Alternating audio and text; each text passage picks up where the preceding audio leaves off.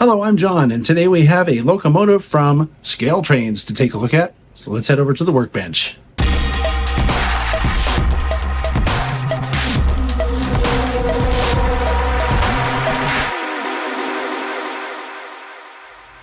So what we're looking at today is the AC4400CW that comes from Scaletrains. This is the Ferromex number 4572 Zebra scheme, and I just have what it comes with out of the box here. It has the manual, which has all the information you'd expect, and this is one of their new style manuals that will fit in your back pocket instead of the giant trifold one that's about 3 feet wide.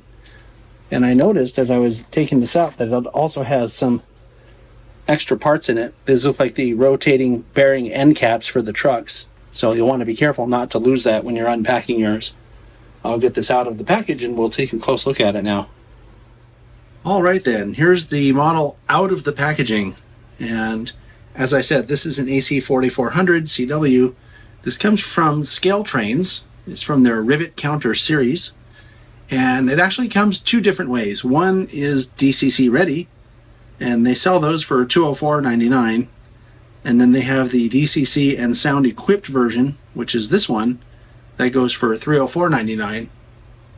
Your best bet really would be to go to the Scaletrains website and see if they have what you're looking for, because they have these available in a bunch of different road names and paint schemes and road numbers, so always check the website first. So as I mentioned, this is a Scaletrains Rivet counter model, so get used to hearing me ooh and ah about all the detail on it, because that's just par for the course with these models from Scaletrains. And I'll be pointing out stuff that may look obvious, but it's stuff that deserves to be pointed out, starting with the see-through grills back in here. This is all photo-etched detail, and it looks really amazing. Something that I'll show you when we're looking at the other side is how you can actually see through this grill here, through to the other side, and inside there, they have a fan housing, which is just a really cool detail to include. Also up here, this is all photo etched, metal grates as well. Looking along the bottom, you'll notice that it has a ton of undersill detail down in here. There's all kinds of little conduits and pipes, and there's a bunch of brake detail on the trucks, and just everything about these models is super detailed. And something else that we're going to look at in just a second, you can have a little preview of here, is it has these anti-rock throwing grates around the windows. So let's take a look at the cab and front end detail. It's pretty cool. So here's what I'm talking about. This is photo etched detail. These grates that go over the front windshield and these that go on the side, that's all prototypically accurate. And this is for when people throw rocks at the train. I guess that must happen enough that they decided to install these things. That helps prevent rocks breaking the windows, because you break enough windows, that becomes very expensive to fix all the time. Anyway, separately applied grab detail, sand filler hatch detail also looks to be separately applied. Underneath these grates, they actually look like they have some separately applied windshield wipers. And then, as I always mention with these models, it has these little pinstripes down the stairwell, and the stairs appear to also be see-through, separately applied, photo-etched parts. And if you look, you'll see it has ditch lights. Those are operable ditch lights. And then, of course, the additional hose detail, including the hoses down here, this MU cable here. Lots of detail to look at on these models. This one is no exception. I'll use this opportunity looking at the front end detail from the fireman side just to point out something I didn't show you a minute ago, which is the uncoupling lever. There are grabs on top of the snowplow, and then you can see also it came with the sunshades installed. So looking at the fireman side on the straight on view, you can see the photo etched grill around the fireman side window. These are the photo etched parts that also are on the other side. There's a lot of detail again in the undersill. It's kind of hard to see because it's sort of in shadow there, but There's also a chain here, which is on the truck as part of the truck detail. There's a separately applied brake wheel here. And this is what I was talking about a minute ago, that this grate that I'm pointing at is actually see-through. And if I put a light through it from the other side, you can see that not only is it see-through, but there's a little fan housing that's visible behind there. You can see on the rear of the model that the detail is very similar to what we saw on the front of the model, including these very fine individually applied wire grabs.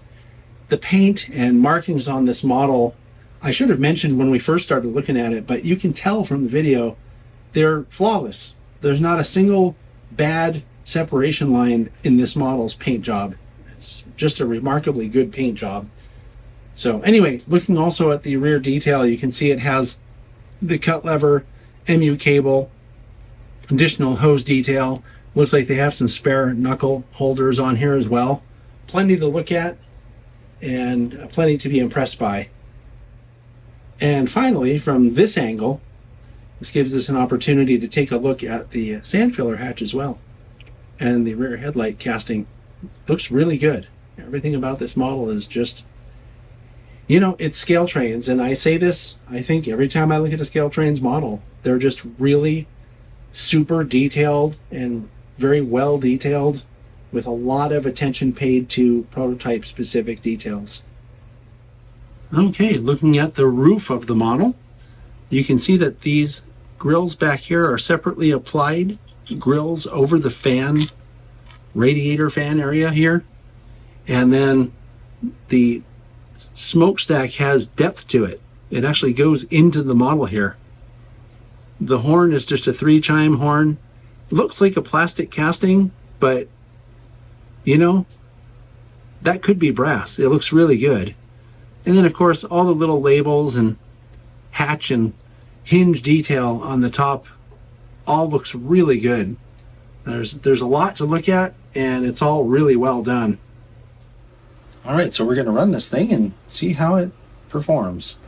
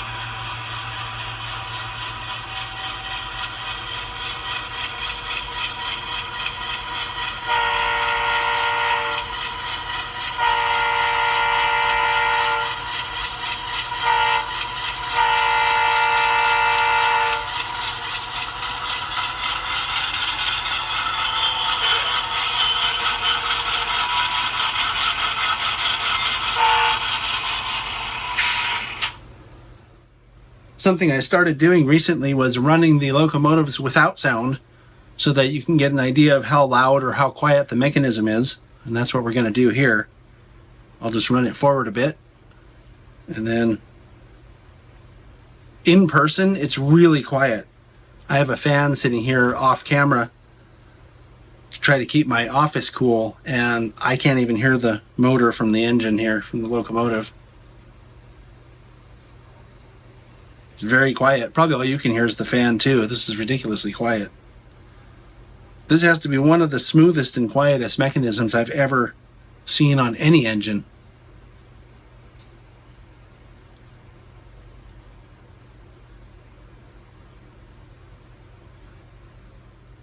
Okay, we're going to look at the lights now. The headlight is activated with F0, and that's directional. It's in forward right now. F6 turns on your ditch lights. Then, when you activate the sound with F8, it turns on a bunch of stuff, which I'll try to explain here, talking over the sound.